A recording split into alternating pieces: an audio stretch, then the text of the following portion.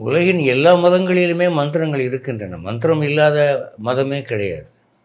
எல்லா மதத்திலையும் மந்திரங்கள், தேவதைகள், சித்தி எல்லாம் இருக்குது.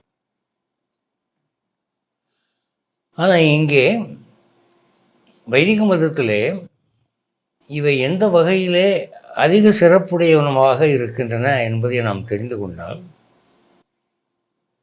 மந்திரங்களுடைய மகிமையை பரிபூர்ணமாக நாம் புரிந்து கொள்வோம். மந்திரம் என்பது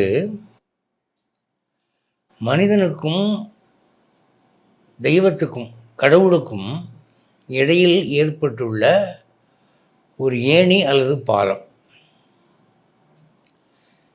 ஏன் அப்படின்னு சொன்னால், பகவானை ஞானத்தால் தொடுவது என்பது ரொம்ப கஷ்டம். ரிஷிகள்லாம் அப்படி தான் செய்கிறாங்க. ரிஷிகள், ஆழ்வார்கள் இவங்கெல்லாம் ஞானத்தினாலே போய் தொடுறாங்க. நம்மளால் முடியுது. உலக வாழ்க்கையில் இருந்துக்கிட்டு செய்யக்கூடாதுன்னு என்னென்ன காரியங்களை ஆச்சாரம் விதிக்கிறது தடுக்குதோ அதை பூரா செய்துக்கிட்டு ஒரு சாதாரண விலங்கு வாழ்க்கையை வாழ்ந்து கொண்டு இருக்கிறோம். நம்மால் ஞானத்தால் பகவானை போய் அடைய முடியாது.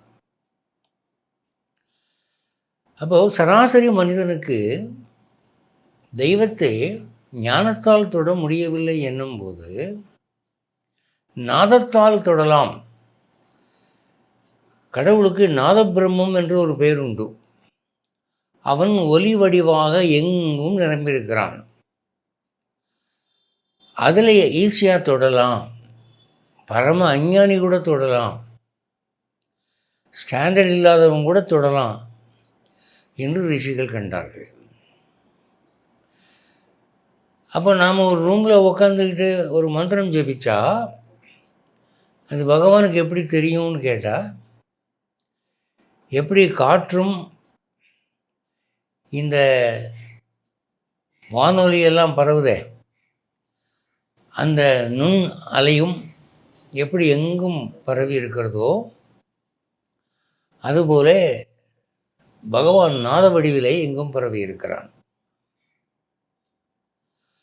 இந்த டம்ளர் ஒன்று எடுத்துக்கோங்க. காலி டம்ளரை காதில் வச்சு பாருங்கள், ஒயின்னு ஒரு சவுண்டு கேட்கும்.